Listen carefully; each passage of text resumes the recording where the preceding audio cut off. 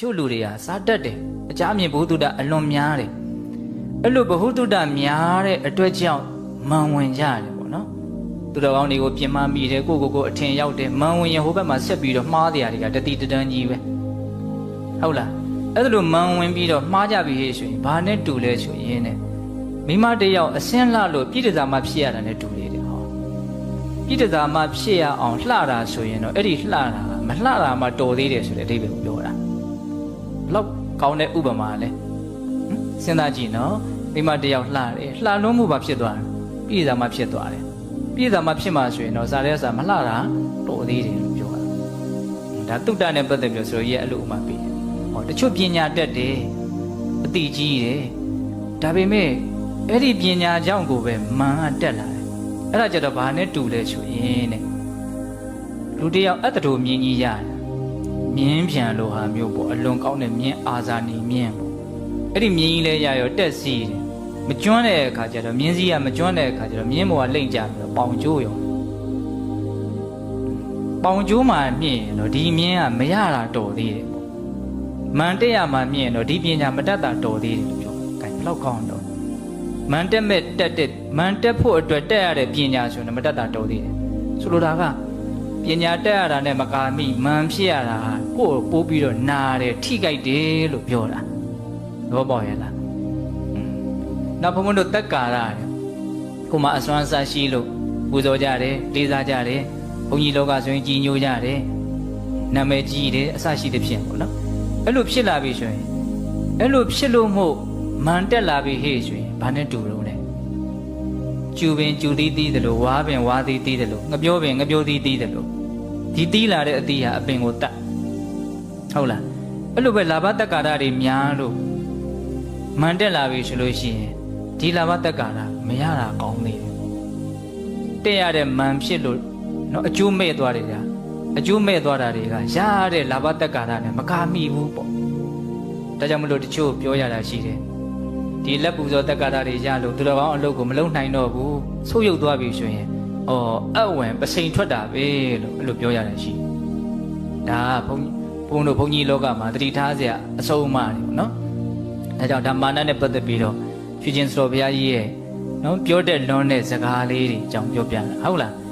ပညာတက်လို့မှန်ဖြစ်တယ်ဆိုရင်ဘာလို့မြင်းရလို့မြင်းမောကလိမ့်ကြလို့ပေါင်ကျိုးရတာနဲ့တူတယ်လို့ပြောနော်ဒါမှမဟုတ်အလွန်ကောင်းတဲ့ဒီဩဝါဒတွေကိုဘုံဘုံတို့မှတ်သားသင့်တယ်ပေါ့ဟုတ်လားဒီမမာနကိုနှိမ့်ချခြင်းဟာသူတော်ကောင်းတို့ရဲ့လမ်းစဉ်ဆိုတာလေးကိုဆက်ပြောရတယ်ဟုတ်လားမမာနကိုနှိမ့်ချတယ်ဆိုတာဘုသူရဲ့လမ်းစဉ်သူတော်ကောင်းတို့ရဲ့လမ်းစဉ်ဘုရားဆရှိတဲ့သူတော်ကောင်းကြီးတို့ရဲ့လမ်းစဉ်ဟုတ်လားသူတော်ကောင်းဖြစ်လေလေမန်ကိုနှိမ့်ချနိုင်လေလေပဲဒါကြောင့်မလို့ဘုံဘုံတို့သဗ္ဗုရိတသုတ်တံဆိုတာရှိတယ်ဥပရိပါဏာတပါဠိတော်ထဲမှာဘုံဘုံတို့ဟောဘူးတာရှိပါတယ်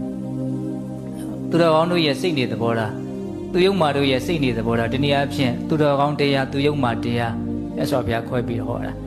အနည်းချုပ်လေးပြောရလို့ရှိရင်ကိုယ်မှာ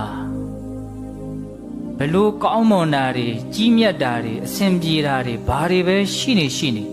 ဘာကြီးပဲဖြစ်နေအဲ့ဒီကောင်းတာတွေမြင့်မြတ်တာတွေအဲ့ဒါတွေဖြစ်တဲ့အတွက်ကြောင့်ကိုမြင့်တင်မယ်သူများကိုနှိမ့်ချမယ်ဆိုရင်အဲ့ဒါသူယုံမှတရားလို့အဲ့လိုဟောကိုမှဘာပဲဖြစ်နေဘာပဲရှိနေဘလို့ကြီးပဲကိုရဲ့အခြေအနေကမြင့်မားလို့နေအဲ့ဒီမြင့်မားခြင်းအကြောင်းကြောင့်ဟာဒါတွေမြင့်မားလို့လောဘဒေါသမောဟကုန်တာမဟုတ်ဘူးသူတော်အောင်တရားကိုနီးမှလမ်းမှကျင့်မှလောဘဒေါသကုန်တာဒါကြောင့်ဒါတွေမြင့်မားတဲ့အတွက်ကြောင့်ကိုမြင့်တင်စရာအကြောင်းမရှိဘူးသူများကိုနှိမ့်ချစရာအကြောင်းမရှိဘူးလို့မှန်ကန်မြင်ပြီးတော့ကိုဘလို့ပဲဖြစ်နေသူများကိုမနှိမ့်ချဘူးကိုမမြင့်တင်ဘူးဆိုရင်အဲ့ဒါသူတော်ကောင်းစိတ်တက်လို့ဟောတယ်သဗ္ဗုဒ္ဓတာသုတ်တံရဲ့အနှစ်ချုပ်လေးကိုပြောပြတာနော်ဆိုကြပါစို့ဥပမာတတိဘဝနဲ့ယဟန်ပြုလာတဲ့ယဟန်တစ်ပါးပစ္စည်းပေါ်တဲ့အမျိုးကနေယဟန်ပြုလာလို့ဟာသူများကိုနှိမ့်ချမယ်ကိုမြင့်တင်မယ်ဒါသူယုံမှတရားပဲတဲ့သူတော်ကောင်းတရားဆိုတာဘယ်လိုလဲပစ္စည်းပေါ်လို့လောဘဒေါသမောဟကုန်တာမဟုတ်မှန်ကန်ကျင့်သုံးနိုင်မှလောဘဒေါသမောဟကုန်နေတာဒါကြောင့်ပစ္စည်းပေါ်ခြင်းကြောင့်ကိုနှိမ့်ချစရာကိုမြင့်တင်စရာအကြောင်းမရှိဘူးသူများကိုနှိမ့်ချစရာအကြောင်းမရှိဘူးလို့နားလည်ပြီးတော့ပစ္စည်းဥစ္စာပေါ်များခြင်းတည်းဟူသောအကြောင်းကြောင့်ကိုမမြင့်တင်ဘူးသူများကိုမနှိမ့်ချဘူးအဲ့ဒါသူတော်ကောင်းတရား အဲ့ဒါဘယ်အထိမြတ်စွာဘုရားဟောတော့ဆိုတော့ယဟန်တွေကိုဟောတာနော်စာတတ်တယ်ဝီနီးဆောင်တယ်ဒူတင်ဆောင်တယ်နောက်ဆုံးဇံရတယ်ဟောဇံရလို့ကိုမြင့်တင်တယ်သူများကိုနှိမ့်ချမဆိုလဲအဲ့ဒီဇံရပုဂ္ဂိုလ်ကြီးမှာအဲ့ဒါသူယုံမှစိတ်တက်ဖြစ်နေတယ်လို့ပြောရတယ်စဉ်းစားနော်ဇံရချင်းဒီဟူသောအကြောင်းကြောင့်ကိုမမြင့်တင်ဘူးသူများကိုမနှိမ့်ချဘူးဆိုရင်အဲ့ဒါပါတော့သူတော်အောင်စိတ်တက်တယ်အလောက်ထိမြတ်စွာဘုရားဟောထားတာဒါပါလေဆိုတော့မာနကိုမြတ်စွာဘုရားဘလောက်ယွန်ရှာဆက်ဆုပ်တယ်လဲဆိုတာကိုပြောထားတာဒါကြောင့်သူတော်ကောင်းတရားကိုသိလေယိုကျိုးတဲ့စိတ်ရှိလေပဲယိုကျိုးတဲ့စိတ်ရှိပြီဟေးဆိုရင်ကိုယ့်ရဲ့ပြောတာဆိုတာကိုယ့်ရဲ့အတန်နော်ဝစီကံအမှုအရာလို့ဘုံဘတင်စားပြောရင်ဟုတ်လားဒါလည်းပဲနှစ်လိုပဲဖြစ်နေမှာပဲကာယကံအမှုအရာလည်းဘယ်လိုဖြစ်နေမလဲနှစ်လိုပဲဖြစ်နေမှာပဲခုဘုံတို့ပြောတာဆိုတာကြီးဟာအဆင်မပြေပါဘူးစိတ်တိုင်းမကြပါဘူးနော်နေတာထိုင်တာကြီးကလည်းပဲအဆင်မပြေပါဘူးစိတ်တိုင်းမကြပါဘူးဆိုတာများသောအားဖြင့်မန်အခန်းတွေကိုအခြေခံပြီးတော့မပြောနေကြလို့နေကြလို့ကာယကံမှုဝစီကံမှုတွေကတောက်မကျိုးတာပေါ့ဟုတ်လားတောက်မကျိုးဘူးဆိုတာအဲ့ဒါပဲအဓိက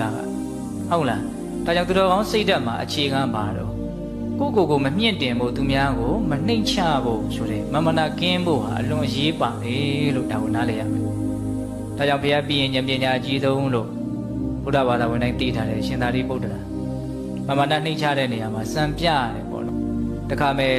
အရှင်မြတ်ကြီးကသင်္ကန်းကင်တာအောက်ကမညီဘူးဖြစ်နေတယ်အစွန်းလေးထွက်နေတောင်တန်းလေးလိုဖြစ်နေအဲ့ဒါကိုရင်ပေါ့စာလေးကလာပြီးတော့ပြောတယ်လေအရှင်ဘုရားသင်္ကန်းကြီးကလည်းမညီပါဘူးပေါ့အဲ့ဒါနဲ့တနေရာမှာသွားပြီးတော့ညီလေးသွားဝတ်တယ်တဲ့ရှင်သာရိပုတ္တရာကအဲ့လိုသွားဝတ်ပြီးတော့အဲ့ဒီကိုရင်လေးရှိတဲ့နေရာလာပြီးတော့ကိုရင်လေးညီပြီလားကြည့်ပါအောင်လို့ပြောတယ်ကဲဘယ်တော့မျက်နှိုးစရာကောင်းမလို့ဟုတ်လားဒါရှင်သာရိပုတ္တရာရဲ့နိဝါဒကုံပေါ့အများကြီးပဲပြောရင်သူဟာမကုံနိုင်ဘူးပြီးတော့ရှင်ရာဟုလာရဲ့နိဝါဒကုံကိုလည်းရေးကြတာပဲများတယ်ရှင်ရာဟုလာဆိုရင်မန်ကြီးမယ်ဆိုရင်ကြီးစရာကောင်းမြတ်စွာဘုရားရဲ့သားတော်ဟုတ်လားလူဖြစ်နေမယ်ဆိုရင်စက်ကြဝဠာမင်းဖြစ်နိုင်တဲ့ဘုံကံရှိတဲ့ပုဂ္ဂိုလ်ရုပ်ရည်မှလည်းပြောစရာမရှိပတ်ဝန်းကျင်အတိုင်းဝိုင်းဘာမှပြောစရာမလိုလောက်ပြည့်စုံတဲ့ပုဂ္ဂိုလ်ဒါပေမဲ့မန်အလွန်နှိမ့်ချတယ်တဲ့တချို့ကဆိုလို့ရှိရင်သူ့ကိုစမ်းတောင်စမ်းကြတယ်တဲ့အလွန်မနှိမ့်ချတာဟုတ်ရဲ့လားဆိုတာသိအောင်စမ်းတာတဲ့ကြောက်စရာကြီးတရှင်ရဟုလာဒီလန်းသွားပဲဆိုသူလာခင်ရစပြီးတော့တမျက်စေးတို့အမိုက်တောင်းတို့ပြစ်ထားတယ်အဲ့ဒါသူအိမ်နာရောက်လာပြီဆိုဟေးဒီအမိုက်တောင်းတို့တမျက်စေးကဘယ်သူပြစ်ထားလဲမသိဘူးသို့တော့ရာဟုလာဖြတ်သွားတာမြင်လိုက်တာပဲမကြားနိုးနာလေးပြောတာပေါ့နော်အဲ့ဒါကို तू ကဟာတပြည့်တော့ပြစ်မထားပါဘူးလို့မဖြေရှင်းဘူးတဲ့အဲ့ဒီဥစ္စာကိုထကောက်တောင်းနေရသွားထားတယ်တမျက်စေးနေရသွားထားတတ်တာပဲဘာမှတော့ပြောမသွားဘူးကဲဒါမာနကိုနှိမ့်ချထားတာနော်အဲ့ဒါ तू ရဟန္တာမဖြစ်သေးဘူးအဲ့ဒီအချိန်မှာရဟန္တာဖြစ်လို့မာနမရှိလို့နှိမ့်ချနေတာမဟုတ်လားမြတ်စွာဘုရားကဝိနည်းသိက္ခာပုဒ်ပြညတ်ထားတာရှိတယ်နော်လူတွေရှင်သာမဏေတွေဟာယဟန်နေနဲ့2ည3ညအပြင်တမိုးတရံထဲမှာအတူတူမအိပ်ကောင်းဘူးစာပြညတ်တုံးကတော့2ည3ညဆိုတဲ့အနုပြညတ်ချက်မပါဘူးမအိပ်ရဘူးပေါ့နော်အဲ့ဒါလည်းပြညတ်ပြီးတော့ရှင်ရဟုလာနဲ့ဘယ်သူမှသွားယဟန်နေနဲ့အတူတူကတကြောင်ထဲမှာအိပ်မရတော့ကျောင်းကအိပ်ဆရာနေရမရှိဘူးအဲ့ဒါဘာလို့တုံးဆိုရှင်ရဟုလာမြတ်စွာဘုရားရဲ့ဝိသကုရိအိမ်သာပေါ့နော်အဲ့ဒီအိမ်သာထဲဝင်အိပ်နေတယ်တဲ့မနဲ့လင်းလို့မြတ်စွာဘုရားအိမ်သာတက်မလို့ကုရိတက်မလို့လာတော့မှချောင်းဟန်းတော့ထဲထဲချောင်းဟဲ့ဘယ်သူတုံးဆိုတော့တပည့်တော်ပါဘုရားဘာဖြစ်လို့တော့ကိုရင်နေနဲ့ဦးစင်းနေနဲ့အတူတူမအိပ်ရဘူးဆိုတဲ့သိက္ခာပုဒ်ကြောင့်မလို့အိပ်ဆရာနေရမရှိလို့ဒီပေါ်တက်အိပ်တာပါတကယ်ဆိုလို့ရှိရင်သူ့ရဲ့ဥပိ္ပဇေဆရာတွေနော်သူ့ရဲ့နော်ကမောဇာဘယ်လိုတော့သူ့ကိုခေါင်းရိပ်ပေးတဲ့ဆရာတွေနေသေးဆရာတွေရှိတယ်အဲ့ဒါတွေကတကယ်တမ်းကရှင်အာနန္ဒာတို့ရှင်သာရိပုတ္တရာတို့တကယ်ပုဂ္ဂိုလ်ကြီးတွေသူသွားပြီးတော့အပူကတ်မယ်ဆိုကတ်လို့ရတာပဲဘာမှမပြောဘူးဖြစ်တယ်လို့လေးပဲနေလိုက်တာဒါပါတော့လို့မေမာနကင်းတဲ့သဘောလို့နားလေရဟုတ်လားဒါကြောင့်မာနကိုနှိမ့်ချတယ်ဆိုတာ